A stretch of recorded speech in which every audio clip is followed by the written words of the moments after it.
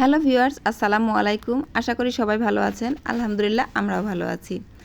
রমজান মাসের ইফতারিতে এবং অন্য সময় কিন্তু সন্ধ্যার আমরা কিন্তু ছোলা ভুনাটা খেয়েই থাকি। তো একটা কমন একটা রেসিপি কিন্তু এটা, আমার মনে হয় এটা সবাই জানে। তারপরও আমি যেভাবে রান্না করি সেটাই আমি আপনাদের সাথে শেয়ার করছি। এজন্য আমি এখানে ফ্রেশ ছোলা নিয়ে নিয়েছি। এটা একদম বাজারের সাদা ছোলা বলে। এইবার এই ছোলাগুলো খুব এসেছে বাজারে, তাই এখানে সাদা ছোলাটা আমি সারা রাত ভিজিয়ে রেখেছি। এখানে সারা রাত ভিজিয়ে রাখার পরে কিন্তু অনেকটা ছোলাটা ফুলে গিয়েছে দেখুন। অনেকে আবার একটু গরম পানি দিয়ে ভিজিয়ে রাখে, কিন্তু আমি এটা নর্মাল পানি দিয়ে ভিজিয়ে রেখেছি। তো সারা রাত ভিজিয়ে রাখলে ছোলাটা কিন্তু পরিপূর্ণভাবে ফুলে যাবে। এখন ছোলাটা আমি সিদ্ধ করার জন্য প্রেসার কুকারে আমি দিয়ে কিছুটা পরিমাণ মতো লবণ এবং পানি দিয়ে সিদ্ধ করে নেব। এটা 7 থেকে 8টা সিটি দিয়ে নেব।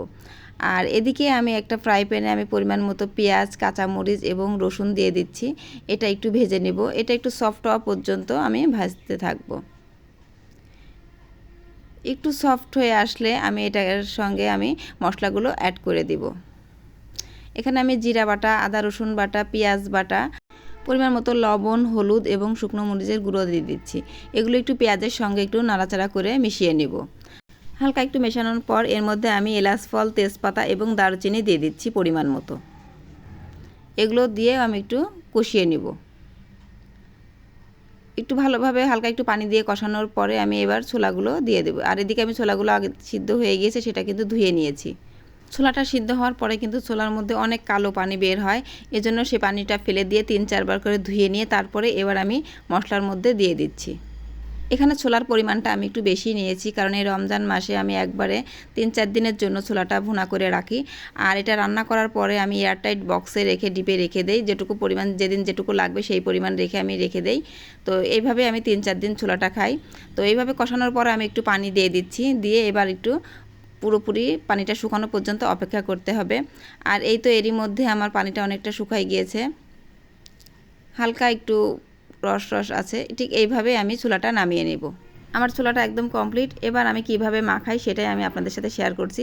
এখানে আমি একটু পরিমাণ মতো ছোলা নিয়ে নিয়েছি। এর মধ্যে আমি গাজর কুচি, টমেটো কুচি, ক্যাপসিকাম কুচি, কিছু শসা কুচি এবং কিছু পেঁয়াজ কুচি, ধনেপাতা কুচি, আর লাস্ট ফিনিশিং আমি একটু সরিষার তেল দিয়ে দিচ্ছি।